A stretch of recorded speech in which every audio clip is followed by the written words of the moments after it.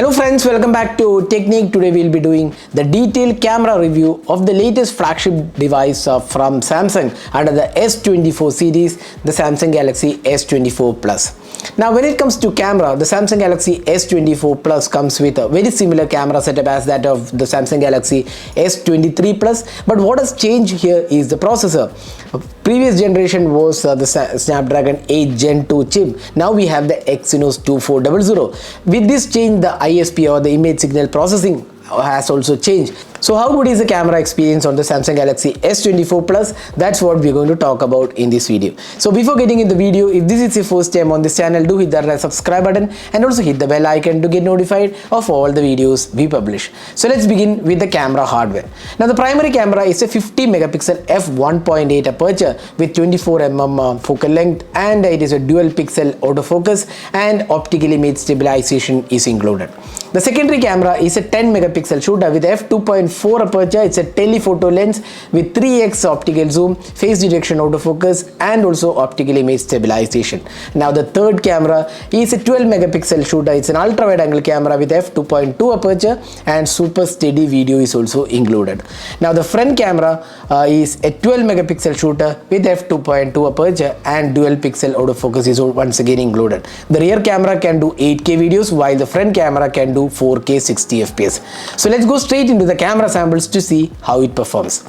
First, let's have a look at the daylight captures. Under bright sunlight conditions, you can see here there is good amount of details. The colors are very much natural. Samsung used to have this tendency of saturating colors, but this time around the Samsung S24 Plus produces very natural colors. The dynamic range is quite good, although there are some areas where the shadows are not resolved that well.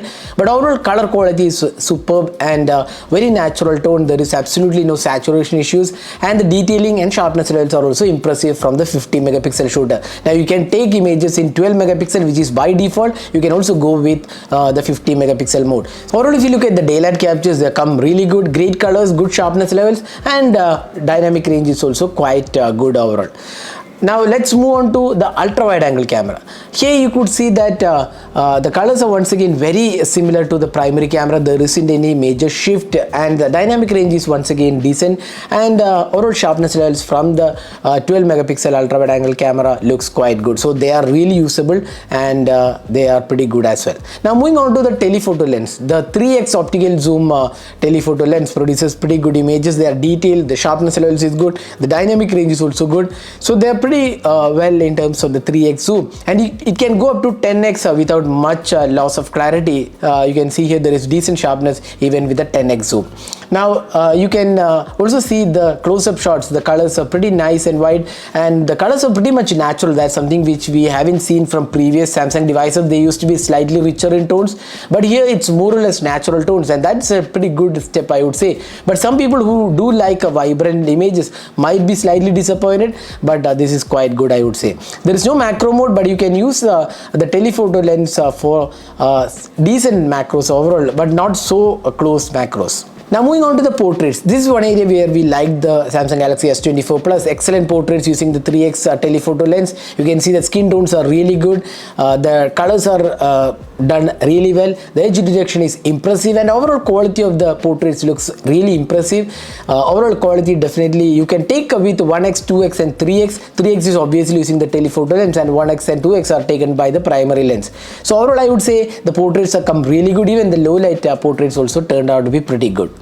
Now moving on to the low light conditions, you can see here indoor lighting condition, there is good details, the sharpness levels are impressive, and there is absolutely no noise here. Now when it comes to low light conditions or using under the night mode, once again you can see here there is good amount of details. You can see that the text is pretty sharp and readable, and the noise levels are kept to minimum, but dynamic range could have been a tad better. But you can also see there is a bit of issue with lens flare. We tried fixing this by cleaning the lens, but still there was a bit of lens flare in some of the shots. Overall the quality looks good, the dynamic range is also pretty well done, and the sharpness levels are also quite acceptable. The telephoto lens can also do quite good photography in the night mode. So you can see that they are pretty good in terms of details and sharpness levels too. The ultra wide angle camera can also do quite good low light photos. Now moving on to the selfie camera. Once again, we like the color tones of the selfie camera. Really good 12 megapixel shooter. The skin tones are really good, and they are pretty natural. Even the t-shirt colors, the background looks good. The dynamic range is also pretty good. So overall selfies are pretty much acceptable, or rather I would say it's pretty good quality. The skin tones are done really well, and even if you look at the portrait selfies, the edge detection is really good. And one of the good things about this selfie camera is that you can record videos in 4K 60 fps, which is lacking in a lot of flagship devices. So let's now move on to the video recording. Now this can do 8K 30 fps. Once again, the quality looks pretty good, although not many people would employ 8K for recording on a daily basis or regular usage. Now the 4K 60 fps video is pretty smooth. You can see here it's stabilized well. There is OIS and EIS combination. It's very stable footage. The details are good. The colors are once again very natural looking, and the dynamic range is also good. The sharpness levels are also really impressive. That was the 4K 60 fps video. You can also record 4K 30 fps. Now the 1080p 30 and 60 fps video also looks pretty similar. The colors are once again carry forward really good, and details and sharpness levels are once again good. Now all the three lenses, that's the primary, secondary and the third camera, all of these can record 4K 60 fps video. That's once again pretty good from flagship device. Now this is the telephoto lens. Once again we can see that very impressive quality in terms of video recording. You can see that the dynamic range, the sharpness levels, the stabilization is once again good. There is optically made stabilization available, and the quality is definitely good here as well. So you can see that the footage looks pretty good with the telephoto lens as well. Now there is also ultra wide, which can record 4K 60 fps. Once again very stable footage and does a really good job overall. So video recording is definitely good on the Samsung Galaxy S24 Plus.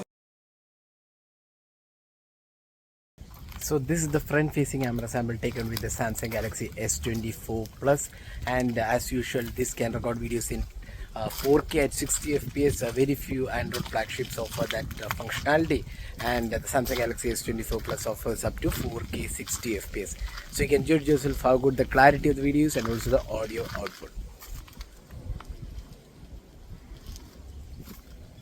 You can also record slow motion video in 240 and 120 fps, and you can see this is the slow motion recorded using the Samsung Galaxy S24 Plus.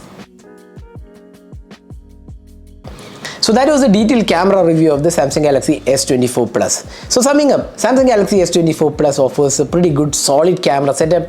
The primary camera, the secondary, the telephoto lens, all of these offers pretty much similar results, and the colors are pretty much good overall, and the detailing, the dynamic range, everything looks good. Even the portraits have come really nice. The low light experience is also quite good. There isn't much to complain here. The video quality is also quite okay. But one thing what you could see is that the Samsung Galaxy S24 Plus is priced almost a lakh rupees. Now at this price, if you're just looking at the cameras alone, then probably you should be also considering the OnePlus 12, the iQOO 12 and the Vivo X100. All of these have similar camera performance, and in fact some areas it's slightly better than the Samsung Galaxy S24 Plus at a very much lower price. So if camera is priority, I would suggest you to look at the Vivo X100, the iQOO 12 and also the OnePlus 12, because you are spending a lot more money on the S24 Plus, but you get very similar cameras compared to the other flagship devices. So that was my experience with the Samsung Galaxy S24 Plus. Hope you enjoyed watching this video. So what do you guys think about the cameras on the S24 Plus? Do let us know your thoughts in the comment section. This is Nirmal signing off. Thanks for watching. Hope to see you in our next video. Have a great day.